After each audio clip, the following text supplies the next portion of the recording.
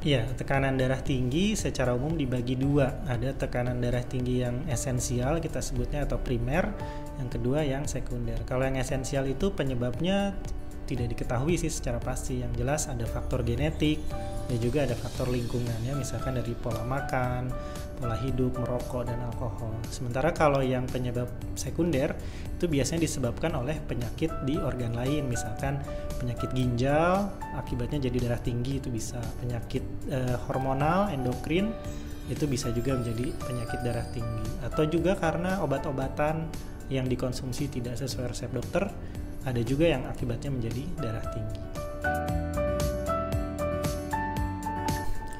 Ya, secara khusus hidangan tertentu yang harus dihindari sih enggak, tapi prinsipnya kalau dari segi makanan ya, yang pertama adalah yang harus diwaspadai satu garam, ya asupan garam, yang kedua adalah asupan dari lemak, terutama ini adalah lemak yang jenuh.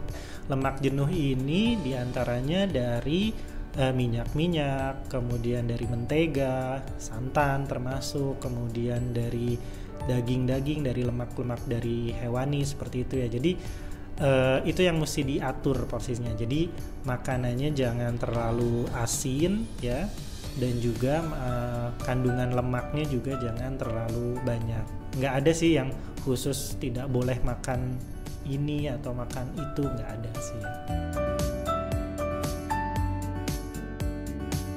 Iya, yang pertama sih yang jelas kalau memang bagi penderita darah tinggi atau hipertensi, obat tidak boleh dilewatkan ya. Jadi tetap meskipun hari raya ataupun ya lagi lebaran gini, minum obat harus tetap sesuai jadwal. Itu yang pertama. Yang kedua ya tadi yang saya bilang bahwa asupan dari garam ataupun dari makanan yang mengandung lemak jenuh itu harus kita atur. Ya memang jadi porsinya yang harus kita batasin gitu ya. Jangan sekali makan langsung banyak gitu ya, apalagi mungkin kalau yang kita punya kebiasaan keliling nih ke saudara-saudara di tiap tempat kita makan lagi, nah itu mungkin porsi makannya yang harus diatur. Boleh aja sih rendang, opor segala macam itu sih boleh, tapi ya yang harus dijaga, diatur itu adalah porsinya, jangan terlalu banyak atau jangan sekaligus banyak gitu, jadi makannya jangan langsung sampai kenyang gitu. Iya, sebenarnya kalau makanan yang baik lah ya untuk penderita darah tinggi, yang jelas sih buah dan sayuran itu harus cukup ya, harus cukup banyak. Jadi meskipun lebaran di kita ini identiknya sama yang bersantan, berlemak, tapi harus tetap juga diseimbangkan dengan buah-buahan dan sayur-sayuran gitu ya. Kemudian makanan yang mengandung serat juga ya, tinggi-tinggi serat gitu ya. Nah itu silahkan saja sih, cuman ya memang kalau lagi suasana lebaran kayaknya agak minimal ya makanan yang mengandung buah dan sayur. Tapi kalau misalkan mau itu ya bisa saja sih, dan bahkan bagus untuk penderita darah tinggi. Iya, kebanyakan memang penyakit kardiometabolik ya, karena kaitannya sama asupan makanan yang berlebih gitu ya. Jadi selain darah tinggi, yang perlu diwaspadai juga memang gula darah ya, atau diabetes, apalagi bagi penderita yang memang sudah terdiagnosis diabetes atau darah tinggi.